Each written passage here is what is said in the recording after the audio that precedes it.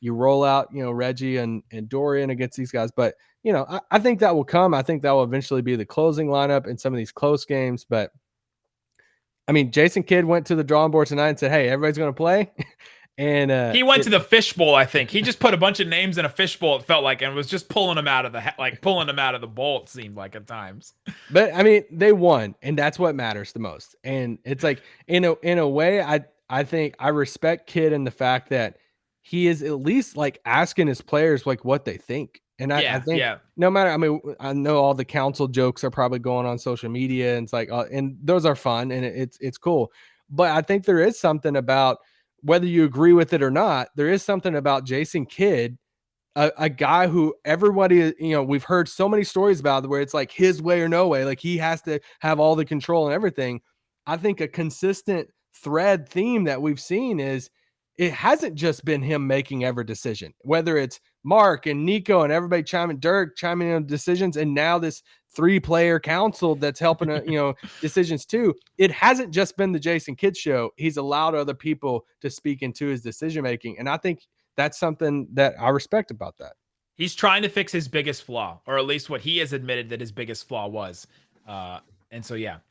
Let's hear from Jason Kidd. Let's hear from Jason Kidd about the Leadership Council. I was asked to him, what about this Leadership Council? Tell me about who's on it, all that kind of stuff. That was asked to him after the game. Yeah, we'll let the council stay the council.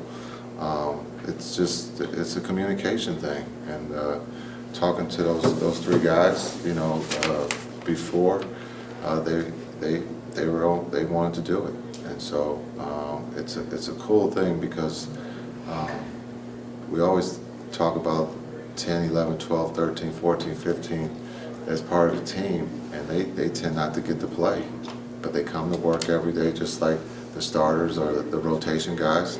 And I think this just shows what kind of character, what kind of guys we have in that locker room, which is really, really cool. Yeah, so like we said, he's asking players, what do you think? Do you think Dwight Powell should start? They say yes. And then he's asking players, what do you think about this idea of everybody playing? And like, we want to make sure that our best players, which we've learned who's on the Leadership Council because Tim McMahon tweeted it out and all that. It's Luka, KP, and Tim Hardaway. So you're like, okay, best players on the team. Are you guys down with this? Is this something you guys want to do? And they said, yeah. And so they approved it. Yeah. I think it's a cool thing from Luka and them too, that, I mean, if we give them truth serum and say, hey, is your best chance at winning this basketball game playing every single player on the roster? I don't think, I mean, if we're just being honest, they're probably not going to say that if they had truth serum in them. So, but I think they look at it and say, hey, it would be great for team chemistry if everybody can get in and play. Now, does this mean it's going to happen every 2 weeks? Hey, morale's low. We've lost a couple. I think this should be an all 15 game. Let's do that thing again.